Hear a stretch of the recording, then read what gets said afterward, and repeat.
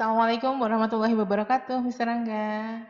Waalaikumsalam warahmatullahi wabarakatuh. Kabar Mr. Rangga hari ini? Alhamdulillah baik-baik. Alhamdulillah. Terima kasih sudah hadir ke Madinah. Hari ini kita mau ngobrol-ngobrol nih mengenai primary Madinah Islamic School. Boleh diceritakan nih Mr. Rangga sejarah primary Madinah Islamic School tuh gimana sih? Sejarah primary, kita mungkin ngomongin sejarah Madinah dulu aja ya. Boleh, Jadi silakan. Madinah itu berdiri sebenarnya awalnya dari semangatnya founder kita. Founder kita itu kan Bapak Rianto Sofyan dan Mem Heni Rianto. Jadi beliau ketika dulu ingin sekali memiliki sekolah untuk anak-anaknya, sekolah yang bisa mengintegrasikan antara kurikulum internasional, keislaman, dan tentu saja kurikulum dari pemerintah Indonesia, gitu ya. Nah, setelah keliling-keliling mencari sekolah, ternyata nggak ada yang sekolah yang serap dengan beliau, gitu ya, untuk anak-anak beliau.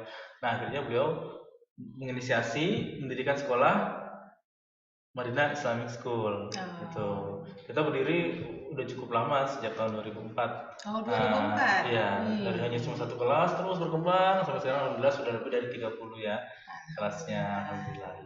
Kalau itu tadi sejarah singkatnya. Nah, setelah Mam Heni berencana membuat sekolah, kira-kira kurikulum apa nih yang beliau ingin integrasikan di Madinah? Kurikulum itu ada 3 kan yang paling utama ya di Madinah. Itu kurikulum, itu kita kan berada di Indonesia ya. Betul. Kita gunakan kurikulum Diknas ya, kurikulum Diknas.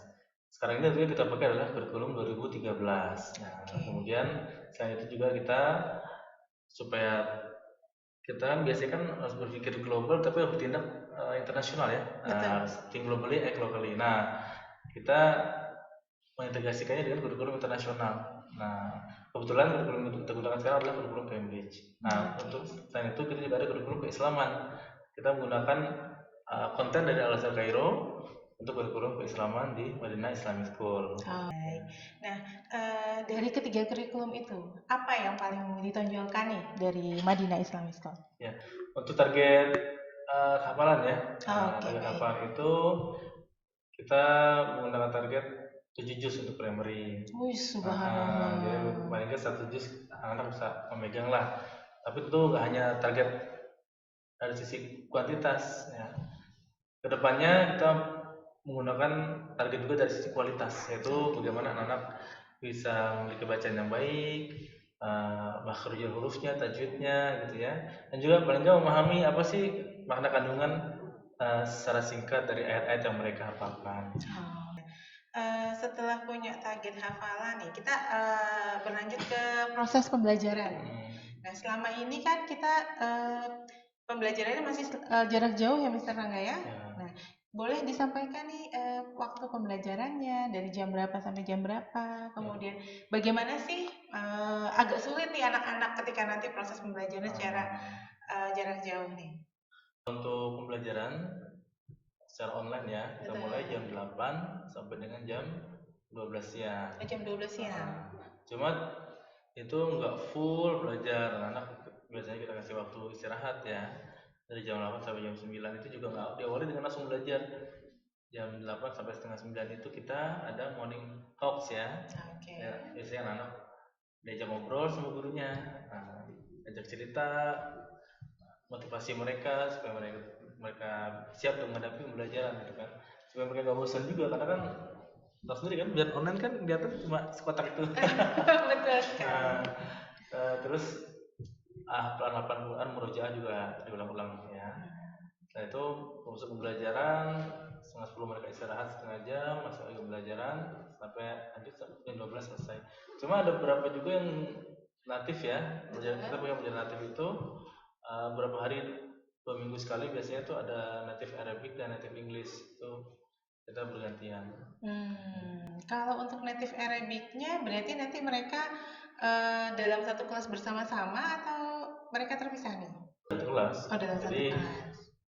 Native Arabic itu kan mengajar didampingi oleh ustadz dari primary juga. Jadi ada yang kalau ada yang anak kurang paham biasanya ada yang menerjemahkan gitu ya.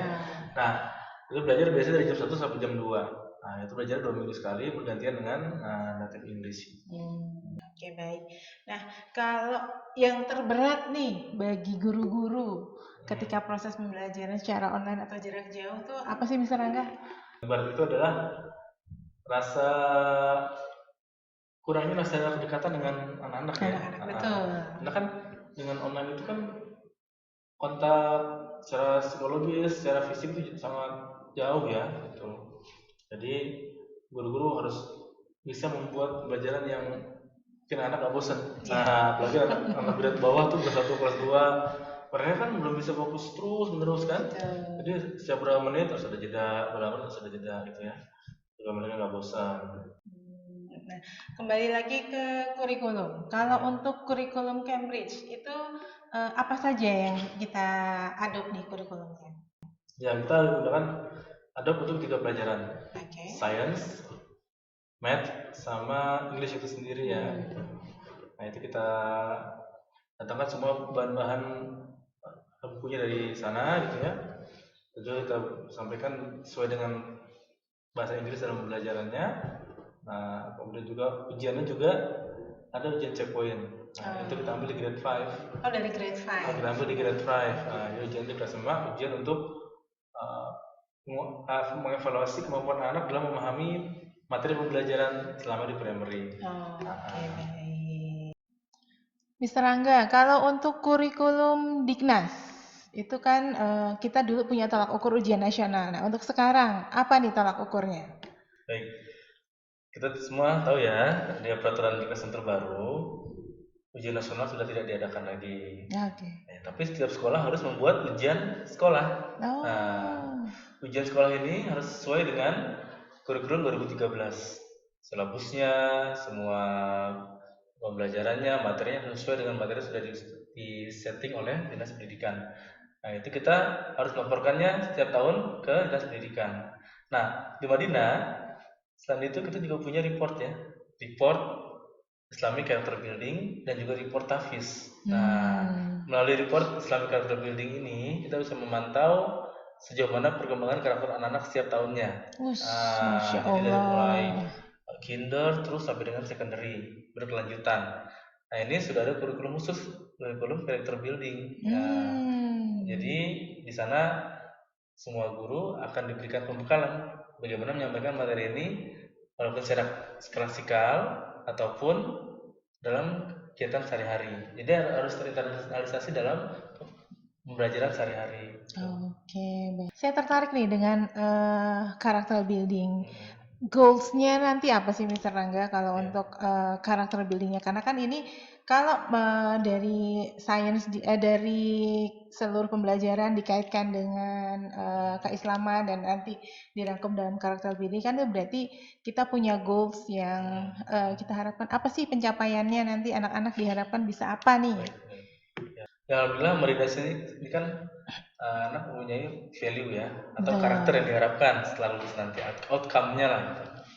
Madinah itu kan yang pertama itu adalah Mustaqabul Fikri, kemudian Aqidatus Salimah, Ilmul Yaqazah, Iradah Kawiyah, Nafi li Ghairihi, dan Amanah. Nah, ini ada 5 karakter khusus yang harus dimiliki oleh setiap anak Madinah. Secara singkat ya, Mustaqabul Fikri itu anak harus punya wawasan yang luas. Jadi anak Madinah itu harus punya wawasan yang luas. Ini tercerminkan dalam semua kegiatan yang ada di Madinah. Kegiatan-kegiatan yang ada di Madinah itu harus menstimulus anak-anak untuk bisa mengetahui apa yang mereka tidak ketahui, baik ada di dalam lingkungannya maupun di luar lingkungannya. Kemudian juga akidah salimah, mereka harus punya akidah yang kuat, harus punya kemampuan untuk mengaplikasikan akidahnya dalam kehidupan sehari-hari. Ya. Kemudian ada juga Marina dari mulai kozo ya, kemampuan untuk bisa survive, bisa selamat dalam kehidupan sehari-hari gitu. Kemudian juga iradah kawiyah, kemauannya kuat. Anak harus bisa berjuang, harus bisa mencapai tujuan mereka gitu kan. Apalagi kan sekarang kan zaman era globalisasi ya, udah pasar bebas gitu ya, semua bersaing antar negara tuh udah gak ada batasan lagi.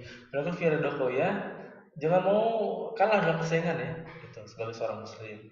Nafil li ghairihi harus bermanfaat kepada masyarakat. Harus kita anak-anak tuh dalam kehidupan sehari-hari di Madinah, mereka selalu diperkenalkan dengan kegiatan-kegiatan yang bisa menstimulus rasa kesetiakawanan kawanan mereka, sosial mereka. Seperti misalnya ada kegiatan community service, ada kegiatan kunjungan ke panti asuhan, ke masjid, ya, dan ke misalnya ke sekolah luar biasa gitu, panti asuhan dan lain-lain. Nah, terakhir adalah amanah. Amanah ini anak-anak harus punya rasa tanggung jawab. Tanggung jawab dalam mengukur amanah apapun bentuknya ya.